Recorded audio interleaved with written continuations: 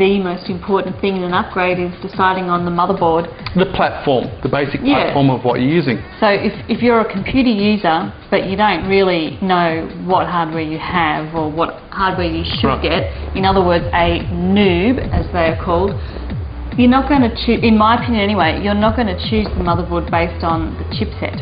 The chipset's kind of like the brain on the motherboard.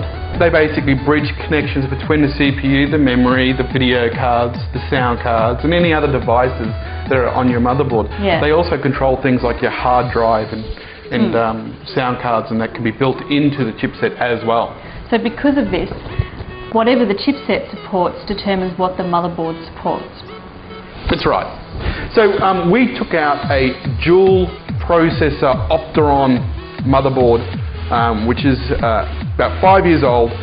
None of the options on this board suit our upgrade. The RAM is old, we can't upgrade the RAM, so there's no further increase in there. We can't change the CPUs out on this particular board to what we want. Yeah. And it's running AGP. Now this board, although it has been great for many years, it's got a couple of little compatibility issues now because of its age. So we did choose to completely change the platform. Yeah. Now we chose to go for an Intel CPU platform. And we had a couple of choices there as well. And what helped me decide what I wanted to do as far as the chipset and the board is concerned, the graphics card and RAM choice. Now the Intel X38 chipset board, which you've got there, which MSI provided us, does support our processor. It does support PCI Express, but it does not support SLI. Yeah. But on the other hand, it supports DDR3. Where the MSI NVIDIA chipset board, the P7N Diamond, supports our processor, supports SLI, but only supports DDR2. Yeah. It doesn't support DDR3. So we decided to go for DDR2 rather than DDR3 because we do want to play around with SLI. The chipset determines what support there is on the motherboard. If you're tech savvy, you might have some knowledge about chipsets and what they support, and that may be the basis for then going out and choosing your motherboard. But for most people, the way you choose your motherboard is first you choose your CPU. That determines what socket you need on the motherboard and what CPU support is available for that motherboard. Two, you've got to think about the graphics card. Do you want to be able to run SLI, or for some reason are you in love with Crossfire and you want to run Crossfire? Then after those things are decided, then you start looking at things like, okay, does it have FireWire? Does it have enough USB ports? Does it have, RAID options if you want to do RAID with hard drives? How many SATA drives does it support, etc.? How much RAM does the board support?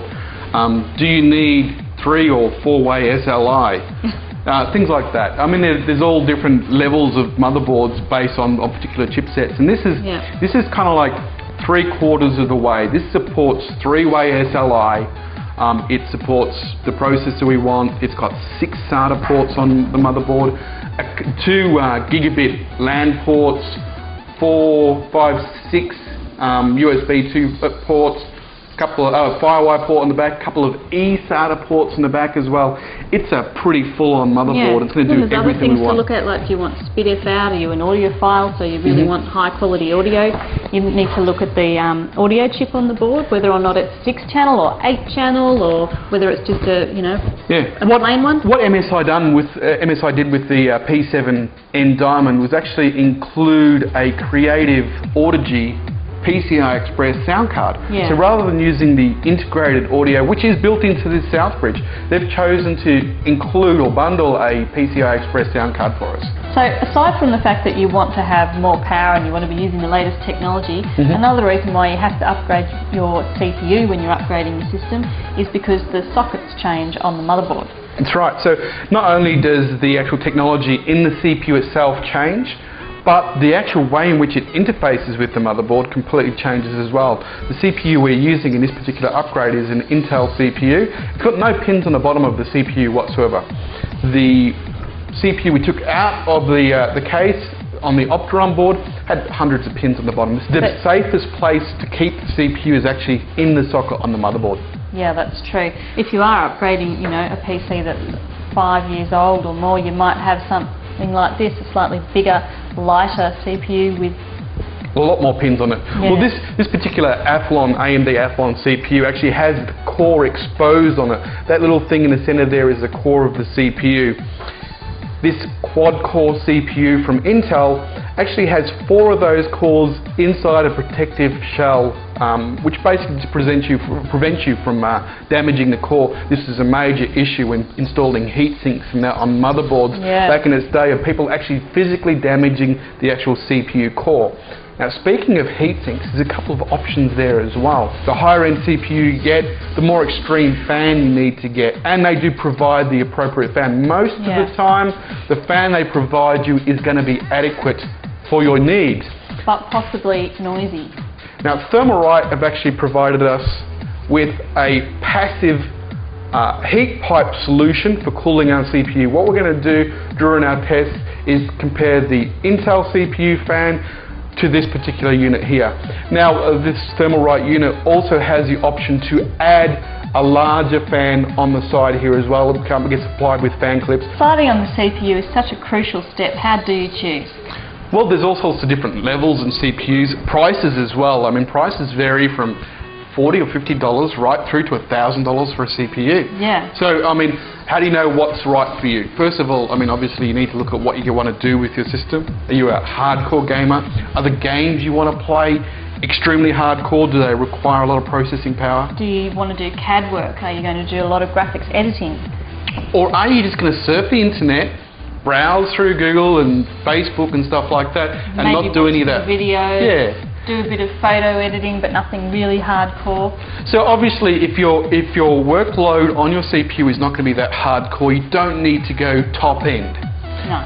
If you do want to do a bit of gaming, which I do, and if you want to play some of the latest games especially, you want to go for a reasonable level CPU. Yeah. I would say, you know, mid to high end CPU at least.